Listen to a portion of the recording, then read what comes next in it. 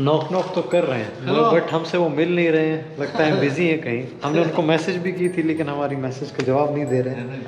आइए आइए, वेलकम। कहाँ खोए हुए हैं आप? मैं थोड़ा सा सो गया था।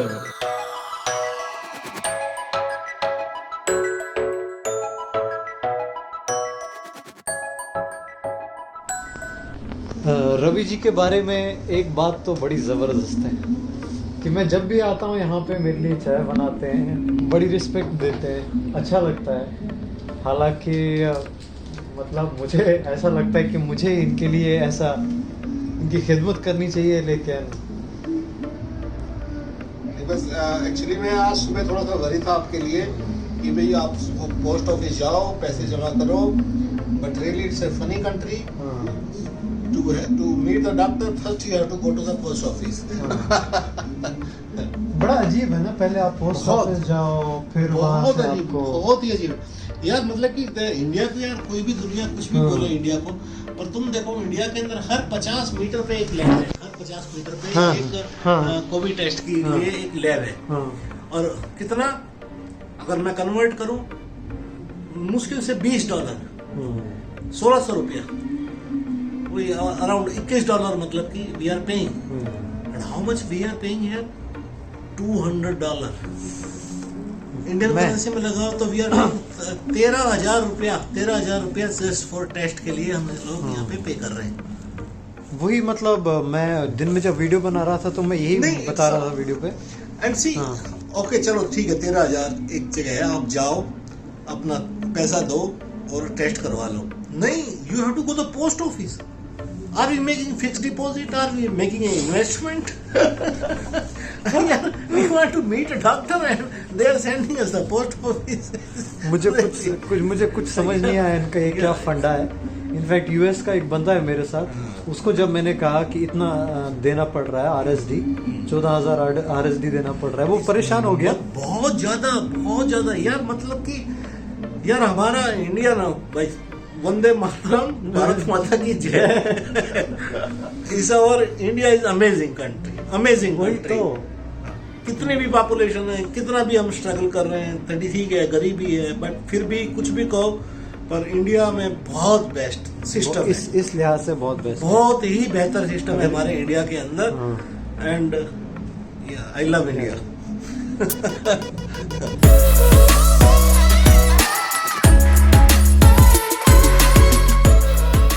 8-9 मिनट। अच्छा, एक सवाल पूछना चाहूंगा आपसे यहाँ पे कैमरा में कि आप ये इतनी खूबसूरती कैसे आपने बरकरार रखी है अपने दिल में अभी तक, कि आप इतने बड़े आदमी हैं, सीनियर भी हैं मेरे से, फिर भी आप मेरे लिए ऐसे चाय बनाते हैं जब भी मैं आता हूँ। नहीं यार, ये तो देखो, ये गार्डन आपके दिल में कैसे है, और अगर कोई और भी बनाना चाहे ऐसा अपने आप को तो कैसे बना सकता है?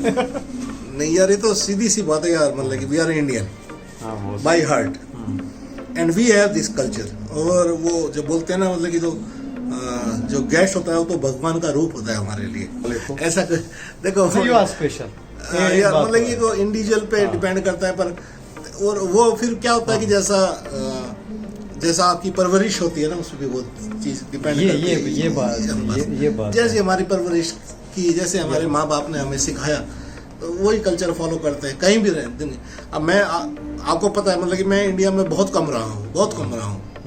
हमेशा मेरी ज़्यादातर जो मेरी ज़िंदगी का हिस्सा है वो बाहर ही गुजरा है, पर फिर भी जो इंडिया जो है ना, वो तो खैर दिल में है। तो उसी कल्चर को फॉलो करते हैं उसी तरीके से, और सब कुछ मेरे हिसाब से माँ बाप का जैसे परवरिश करने का जो एक तरीका होता है ना, उस पे बहुत ज़्यादा डिपेंड करता है कि आदमी बड़ा होके फिर किस हिसाब से, किस तरह से फिर पेश आता है बाकियों के साथ। लेकिन मैंने एक चीज़ देखी है, जब भी हम किसी बड़े के पास होते हैं जो आपसे स्टेटस में बड़ा होता है, एज में बड़ा होता है, वो हमेशा अपने आप को एक अलग रखता है। लेकिन जब से मैं रवि जी के साथ मिला हूँ, मैंने एक अलग ही चीज़ सीखी है, और मैं चाहूँगा कि मेरे अंदर भी ये क्वालिटी आए कि जब मैं किसी अपने से छोटे को मिलूँ, एज में हो चाहे किसी भी एतबार से हो, तो मैं उसको बड़ा रेस्पेक्टेड फील कराऊँ, उसको कभी ये महसूस ना होने दूँ कि वो मेरे से छोटा है। मुझे बड़ा अच्छा लगा ये चीज़ सीख के आपके साथ, मतलब रियली। और मैं आपको मतलब तहे दिल से इस चीज़ के लिए शुक्रिया कहना चाहूँगा।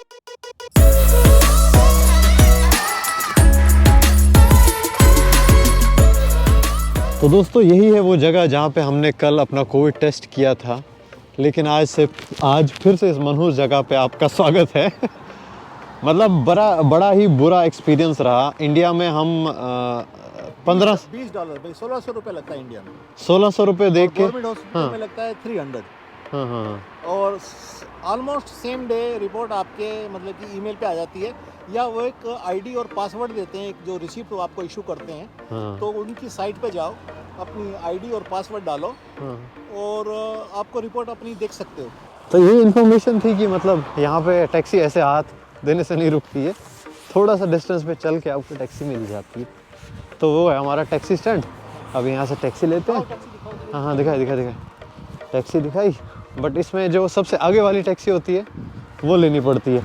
लाइक रिक्शा स्टैंड में जो आगे वाला रिक्शा होता है उसी को लेना पड़ता है, वैसा ही बिल्कुल सिस्टम यहाँ पे भी। Hello my friend. You recognize me? Yes. You took me the post office. Yes. Then you dropped me the. Yeah. Hotel Moscow. Today we got our record.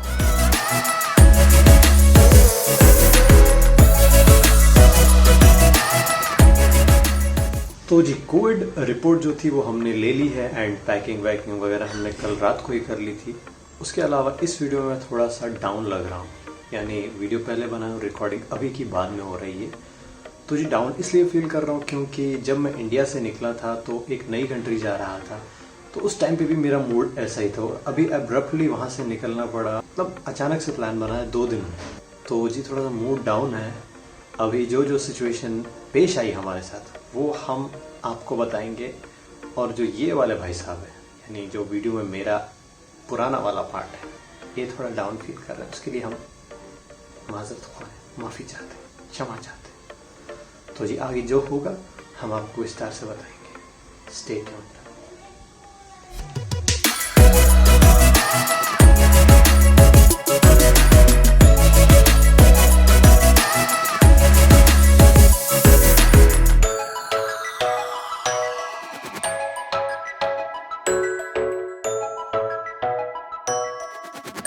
तो दोस्तों यार मेरे प्यारो, हम पहुंच गए अभी एयरपोर्ट। तो जी एयरपोर्ट पे पहुंच जाने के बाद बहुत बड़ी बड़ी लाइनें लगी हुई थी काउंटर्स पे। तो जी हम भी लाइन में लग गए और जब हमारा नंबर आया तो वो बता रहे हैं कि आपको कुछ डिक्लेरेशन फॉर्म भरना है। और जिस तरह से वो रिएक्ट कर रहे थे हमें लगा कि ये ऐसा फॉर्म है, ये मतलब एक कोविड टेस्ट की तरह है, जो पहले होगा फिर हम एयरपोर्ट आएंगे। लेकिन पहले बहुत परेशान हुए, फिर जो रवि भाई थे उन्होंने कॉल किया अपने एजेंट को जो उनकी टिकट्स वगैरह बुक करता है। तो उसने कहा कि कुछ डिक्लेरेशन फॉर्म होता है जो दिल्ली की ऑफिशियल वेबसाइट पे भरना पड़ता है, तब जाके आप एंट्री कर सकते हैं। तो जी वो फॉर्म भरा, उसमें कुछ अपने डॉक्यूमेंट्स की detail, PNR number, passport number वगैरह वगैरह ये सब भरने पड़े। फिर वहाँ से एक नंबर मिलता है जो उनको देना पड़ता है वहाँ पे।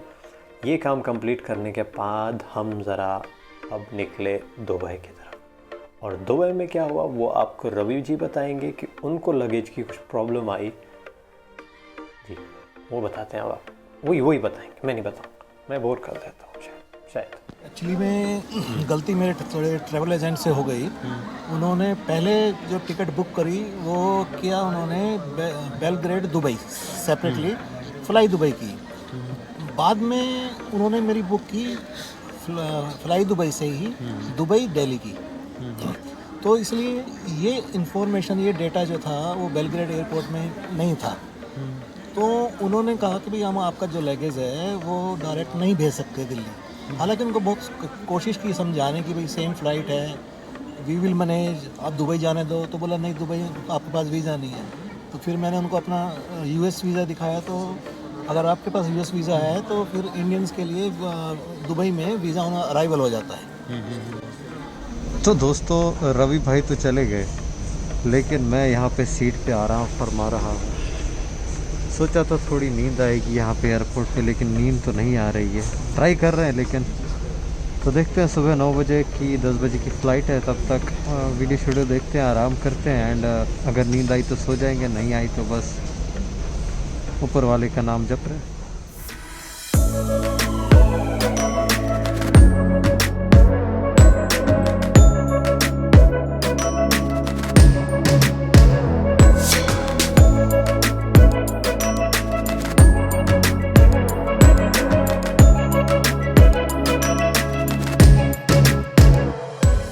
जी इंडिया पहुंचने के बाद किस तरह की एनर्जी हमने दिखाई, मतलब एक वाइब होती है ना जब हम अपने घर अपने देश पहुंचते हैं, तो एक वाइब एक आती है जिससे हम मजबूत फील करते हैं।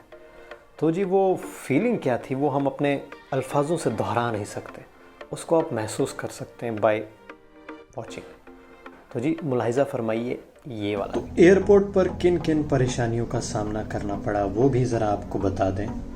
पहली चीज़, जब हम सर्बिया से बोर्ड कर रहे थे फ़्लाइट के लिए तो SR नंबर मांगा, लेकिन जब मुंबई के एयरपोर्ट पे पहुंचे तो उन्होंने कुछ ER नंबर मांगा। मैं हैरान परेशान, भाई ये इतने नंबर क्यों मांग रहे हैं, सीधा बंदा इनके आगे है, मतलब क्या चाहिए इनको। फिर उसके बाद मैंने ऑनलाइन दिल्ली की वेबसाइट से चेक किया, पता चला कि उसी वेबसाइट से वो नंबर भी मिल जाएगा। वहाँ पे फिर से रजिस्ट्रेशन की जो पहले की थी।